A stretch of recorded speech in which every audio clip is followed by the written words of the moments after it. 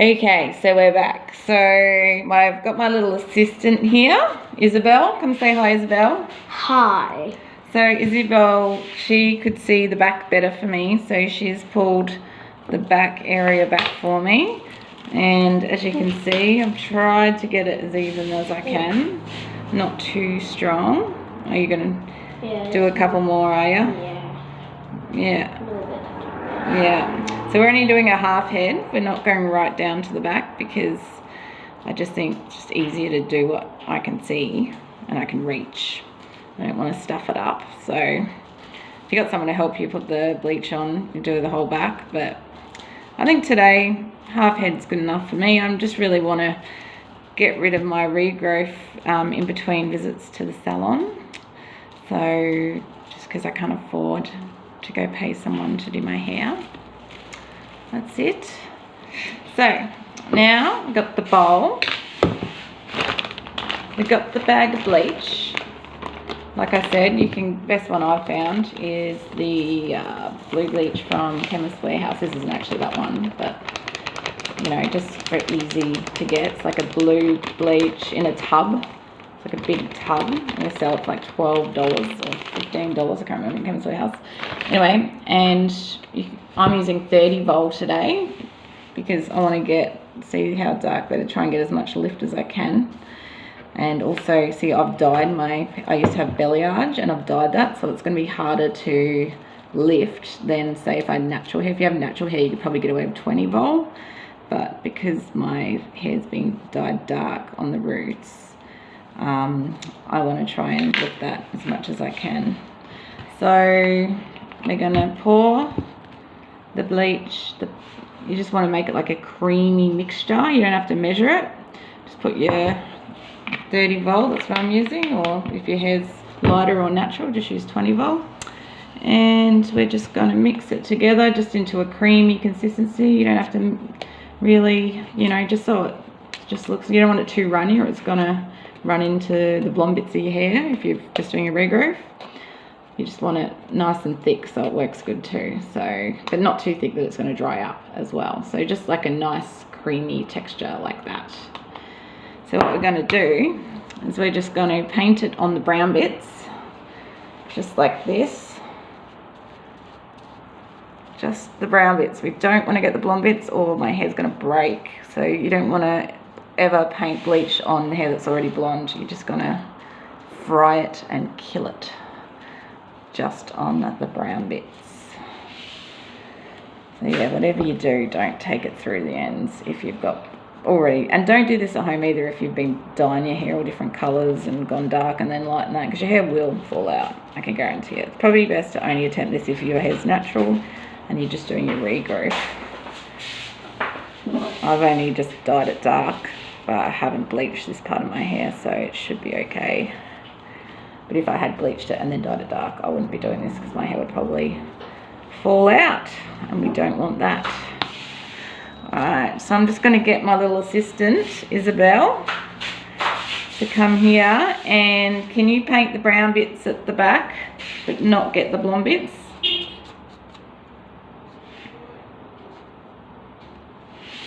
That's it. So you just got to... They're calling up to you. Are they? Mm-hmm. Alright, so we'll be back once we've painted all the brown bits, okay? Hi, we're back. So we've tried to saturate all the brown bits with bleach, and I'm just going to get Isabel to help me here. We're just going to like part it, like just get like the towel, kind of like just do that and just like make sure, or even just use your fingers and just see if there's any bits I've missed. Can you just have a look and see what you can find? See any brown bits? Yep. Yeah. So just gonna, if you got a friend that can see the back for you and see if you've missed any brown bits, and just see how she's just patting it on there and not putting it through to the blonde bits, because we don't want our hair to fall out. Alright, go wash my hair. Hang on a sec, I'll be back. Alright, so back again. So we've got all the roots done, tried to leave all these out. And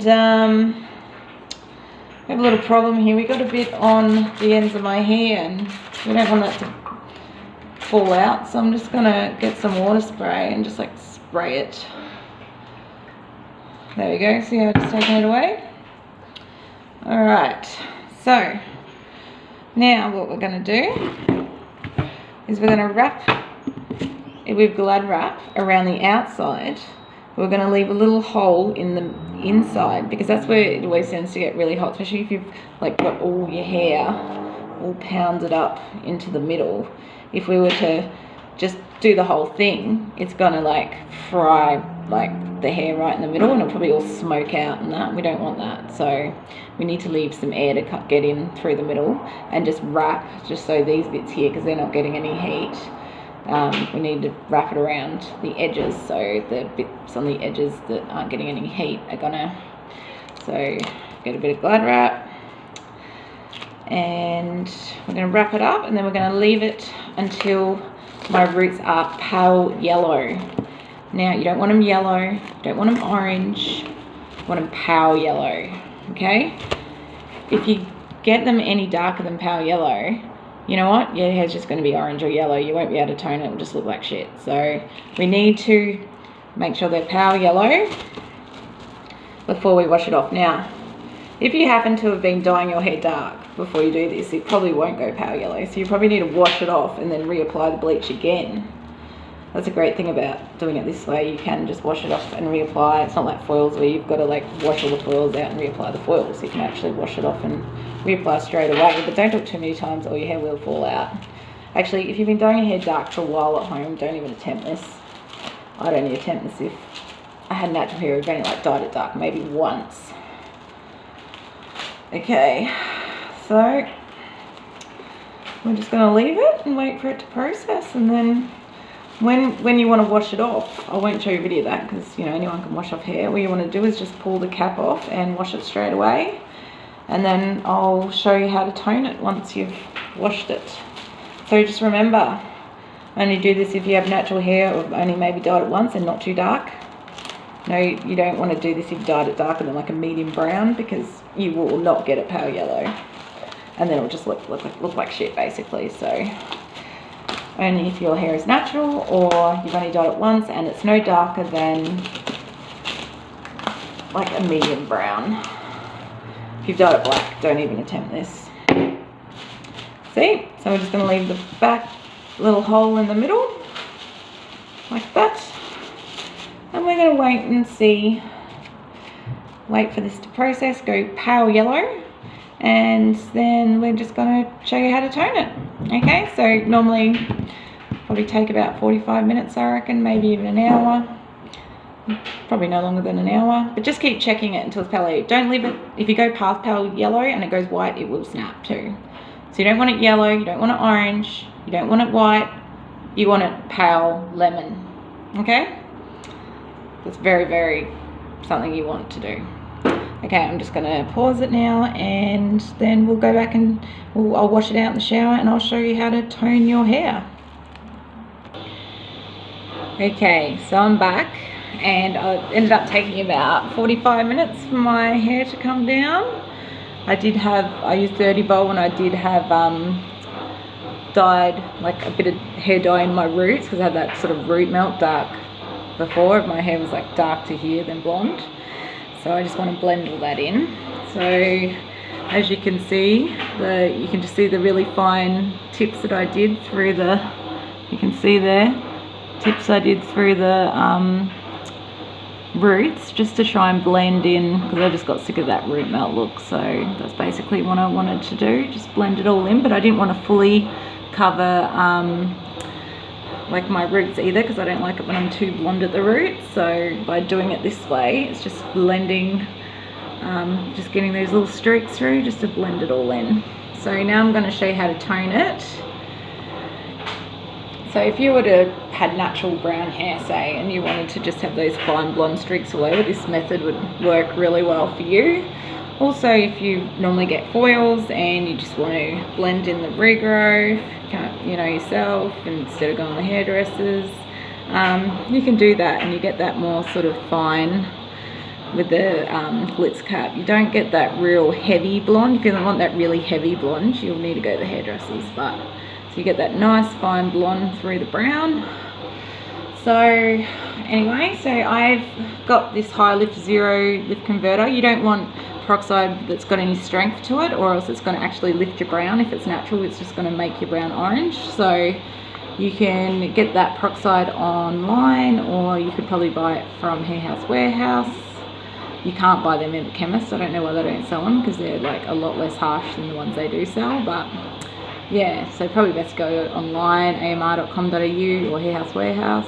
Now, if you get a tube of 9-1, I know they sell tubes of 9-1 at a really nice colour, in the little tubes at,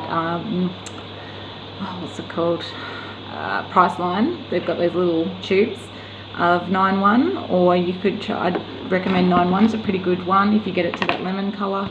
It's always going to give it a nice tone without going too drastic, and it give it that nice ashy blonde. I'm using Wild Colour 9-1 just to tone out the gold a bit. So it's not going to turn your hair too grey, the 9-1 in most brands. Like, I can't say for sure for every brand, but most brands it's just a really nice ashy toner. So I'm just going to mix that in. You don't have to measure it, just a squirt. I did about, I don't know, 3 inches of that, and just a little tip of that.